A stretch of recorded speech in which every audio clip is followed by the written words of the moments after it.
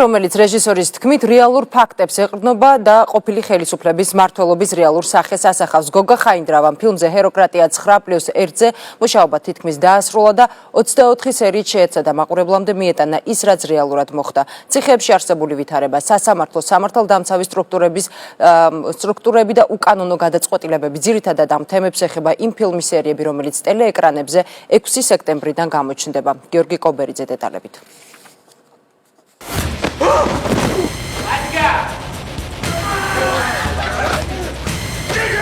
ციხე, პატიმრების ცემა და წამება, საპყრობილეები და ნაწამები პატიმრების გამოსვენება, დაკავებულებისგან იძულებით სასურველი ჩვენებების მოპოვება, გახმაურებული საქმეები, მათ შორის პოლკოვნიკ სერგო თეთრაძის წამება, ძალოვანი უწყებები და სასამართლო სისტემა.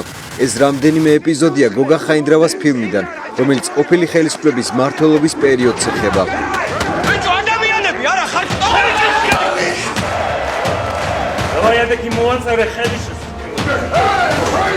სწორედ ასე დაინახა რეჟისორმა მიხეილ სააკაშვილის ხელისუფლების მმართველობის დროს მომხდარი მოვლენები და ეს ყველაფერი 24 სერიაში ჩაატია. ფილმის რეჟისორი ყვება, რომ სცენარი დაიწერა ფაქტებზე დაყრდნობით. კონკრეტულ ეპიზოდებში არის რეჟისორის სუბიექტური ხედვაც და ასევე ეყრდნობა იმ ინფორმაციას, რომელიც მას გააჩნდა, როგორც ყოფილი ხელისუფლების და შემდეგ უკვე ოპოზიციის წევრს. მე მინდა მაყურებლისთვის იმის თქვა, რომ 21 საუკუნეში როგორ დაუშვა ჩვენმა საზოგადოებამ ნეოფაშისტურ, ნეობოლშევიკური რეჟიმი. 1.200.000 ადამიანი იყო, ვთქვათ, გაჭყლეტილი ამ მანქანის მიერ. ხაინდრავა შიგნიდან იცნობს ამ სამზარეულოს და გარედანაც ნახა. ნათია ბუნტური ამ ფილმში პირველი ლედის როლს ასრულებს.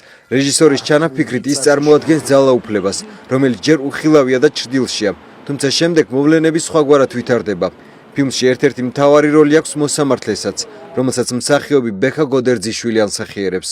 სისასტიკეზე აგებული ნებისმიერი კარგი რამ, ხო, რაც მერიდან გარეთ ფასადურად კარგი ჩანს, ხო? საბოლოოდ მაინც განწირულია დანგრევისთვის. პირველი ლედი ქალი როგორც ძალაუფლების სიმბოლო. რისკენაც იღწოდა ეს ხელისუფალი, ზოგადად ხელისუფლება, რომელზეც აგებულია ფილმი.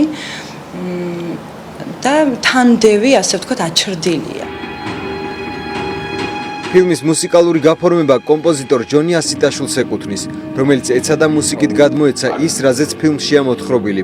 ამ ფილმის რამდენიმე ეპიზოდი კი მისი პირადი ცხოვრების გამოცდილებიდან გამომდინარე კომპოზიტორისთვის კარგად ნაცნობია.